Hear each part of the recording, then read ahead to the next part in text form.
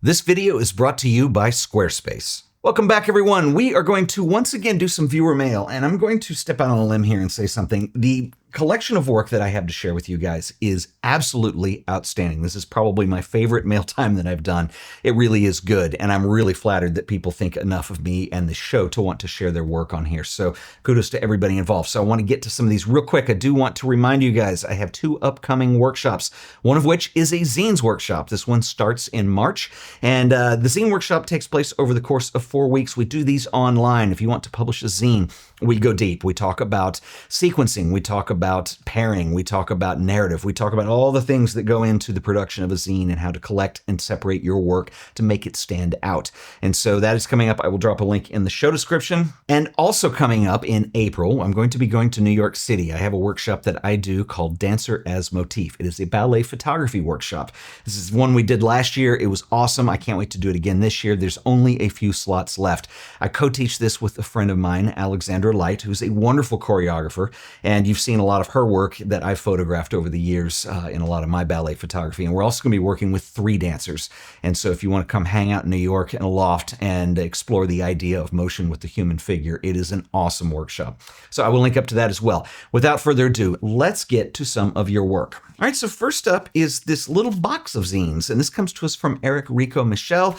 This is outstanding, and I want to share with his notes so you'll know what you're looking at here. He writes, "Dear Mr. Ted, I have been assembling these photographs over the last 3 years, thinking of what would work well together aesthetically, but without really knowing what the final form of the project would be. Then, while talking with a friend about making zines, I remembered your video on Fuat Baron's tiny photo zine and realized that this format would be just right for my project." Okay, folks, as you may remember, I save everything that is sent to me. I did this little zine called Minimal, and this was years ago. This is probably at least 10 years ago. This comes to us from Fuat Baron, and I use this as an example to show people all the time. And it's just a little zine of several spreads here. It's really cool. It's handmade. It's printed out on an inkjet printer on regular print paper. It is awesome. And the way this is done is actually, and I'll show this to you because that's what Eric did in his work here. This is really cool. So it's printed on one page here, and you have a layout here for all of the spreads. And then basically you do this cut, and then you're able to fold it, and then it comes together as a zine. And this is exactly what Eric did, and he took it a step further. I think this is so awesome. He did make a comment here that he did make a little bit of a layout change because it might make the fold a little bit easier, but this came out really cool. So Eric, first of all, before we get into technical details, because they're just technical details, your photographs are amazing. They're awesome. I really love the depth of field that you get out of these. Your subject matter is super quirky. You kind of have the urban landscape thing, but then there's the still life in here with the bathtub.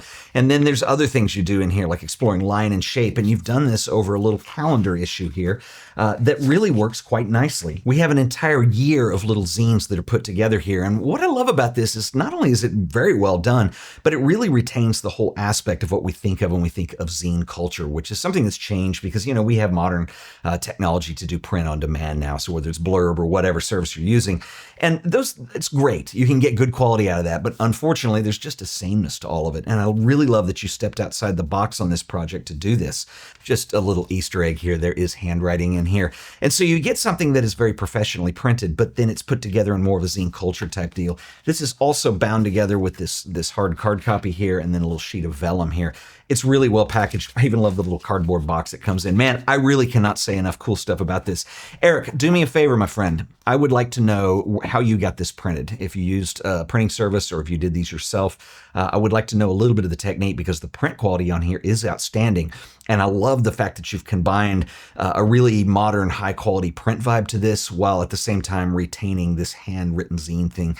This is really outstanding. So if you get a chance to do that. But you guys check out Eric below. And if you're interested in this, I'd highly recommend it. Get a copy of this. It's awesome. I assume Eric is selling these. I will look that up and I will link it up below. But anyway, Eric, thank you for sharing. This is awesome. Okay, next up, we have a book. This is absolutely gorgeous. This comes to us from Jens Krauer. And I'll share this with you too, because I love that he put a little note in here in the envelope. And the way this works here is there's a little, it's a winding string with a little camera on it. Very cool. So In Plain Sight is a collection of photographs made over a period of 10 years, from 2014 to 2024, in New York, Nice, Zurich, Paris, Palomero, Istanbul, Kiev, Hong Kong, and Tokyo. And this is one of the most interesting collections of street photography that I've seen in a long time. Jens, I don't say that lightly, because I think modern street photography is very difficult and presents a huge set of challenges. I think your work is original. I think it's interesting. I think your compositional sense is really cool in here. We see a lot of things that we're typically see in street photography. I love this picture with the kid with the gun and the family in here. But then you have other images in here that are very mature composition. You work from the background forward and you really bring out the figure. Other times you have images that are wonderful portraits. I love the shallow depth of field use. Everything has a dark quality to it, but what I love about your printing on here, and I don't know who you used for this, it's very well executed. Nothing ever fades too much into the shadows, which is very difficult to do with black and white photography like this. And this is something that I actually recommend to students when you have a lot of pages with white text on black, is that sometimes it's really difficult to get good rich blacks out of your printing process.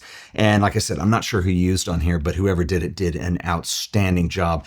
I really love this work. Some of your stuff with windows in here is amazing.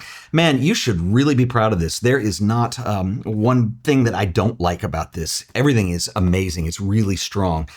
Really well done. I'm going to link up to Jens below. This is highly recommended, folks. This is awesome. And I appreciate the note. He just thanked me for years of being inspiring on YouTube, which I greatly appreciate. But Jens, this is awesome work. I am very impressed with this. I told you guys this was amazing today. So I've got 2 magazine format pieces that I want to share with you. But real quick, I want to give a shout out to our sponsor today who helped make these videos possible. And they are the awesome folks over at Squarespace. How easy is it to build an amazing website in a matter of minutes? Squarespace has you covered. It's dead simple. Head over to Squarespace, hit get started. You can start by using Squarespace Blueprint AI and SEO tools, which will give you an impressive website in no time. Something unique because, you're not like other websites. Give your site a name. Next, you can build your homepage. We'll start with a few preset layouts just to get us going. Want to sell products like prints, books, maybe you make a zine? Well, you can feature those on your homepage. Create a few more sections if you want. Let's also give it a color palette. There's a whole bunch to choose from. Just get us started. We can change this all later. Next, let's select the typography choices. Welcome to your website. Everything is set up and it's all ready for you to customize. Squarespace is built on Fluid Engine, the next generation of website design. Select Edit, and Fluid Engine allows you to drag, place, and resize any element on the page. You can snap these to a grid, you can make them float on top of one another, you can freeform however you like. You can even preview and adjust how the site looks on either desktop or mobile. The layouts are independent. Of course, you'll want a portfolio for your work. Creating an image gallery is as easy as dropping a folder of images on your web browser. Once uploaded, you can drag to resort, customize the look, and Squarespace writes all of the code for you. Everything just works and it looks fabulous. Want to sell your own prints, books, or zines?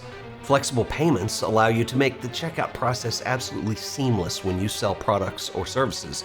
You can accept credit cards, PayPal, Apple Pay, and in eligible countries, you can offer customers the option to buy now and pay later with Afterpay and ClearPay. You should try Squarespace for yourself. It's absolutely free, no credit card required.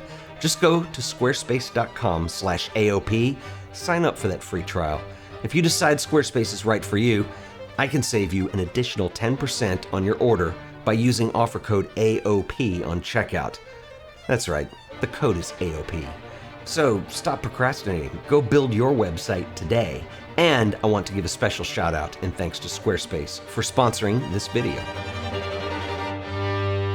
All right, so next up is this little zine called Loneliness. This is really beautiful. This comes to us from Dmitry Rambovskiy. So his note actually goes in a different direction because he has an iPhone app that he has built that deals with gallery scene in Tokyo. But real quick, I want to say a few things about your zine here because I think this is awesome. I mean, calling it a zine, this is more of a magazine format or a small book. Where's that line? I know it's kind of blurry, but this is really well done. I think that you and I obviously have a mutual passion for 1960s Japanese photography. There's a huge influence from Provoke in here, but also from other things. I love your compositions. This is really, really well done. It's dark, it's gritty, it's very Daido Moriyama, but I do see other influences here as well, and I think this is really well done. I really love your spreads, the way you pace this, the way you move through it. It is very Japan, it is very Tokyo, and it is very awesome, and I don't know if he's selling this. I will find out. You guys should get a copy. But he also has an iPhone app that he was inspired to do. He's followed my channel for years, and he had this idea. With over 80 galleries and frequently changing shows, Tokyo has many opportunities to enjoy photographs across diverse genres and techniques, as well as the opportunity to meet photographers and hear about their stories behind their work. So I'll give you guys the QR code. This is actually very cool, because if you're ever in Tokyo and you want to go see some local galleries and see some photography and meet some people, this has it all, and it gives you little maps and all, and I think this is really cool, man. I'm definitely gonna check this out, because it's the kind of thing I like to do when I'm in Tokyo. So you guys check it out there with the QR code. Anyway, Dmitry, thank you so much, and I'll link this below too. I hope your hard work is paying off, man, and thank you for sharing. All right, this is a beautiful little zine called Reclaimed. This comes to us from Mathias Benninghoven. I'm going to read you a little bit of the intro, where Matthias writes, "This documentary project looks both at a troubled past and bleak future, investigating the eerie remnants of forgotten military zones left to rot. Collapse inform new forms of life in the forests surrounding Berlin. Spaces once home to hundreds or even thousands of soldiers, weaponry, vehicles, and megalomaniacal military ambitions, be it of Prussian, Nazi, Soviet, or GDR origin, structures now devoid of glory and inhabited by lush vegetation, packs of wild animals, or the occasional human vandal. Reclaim tips its hat to those man-made relics, eventually losing the slow battle against time, and embraces nature's unrelenting power to take back control, exposing who really is in charge here." This was all shot on lomography Lomochrome Purple over about 4 years, from 2020 to 2024. Matthias, you have an outstanding look to this. I thought it was infrared when I first started looking at it, and I don't know enough about Lomochrome Purple. But this is very cool, and I just can't help but saying that I am reminded often, especially with images like this, of the cover of the very first Black Sabbath album. It's a really cool and unique style, something you don't see very often. And I love your idea and your theme that pulls this together, the idea of former military installations and equipment that is just kind of gone to rot.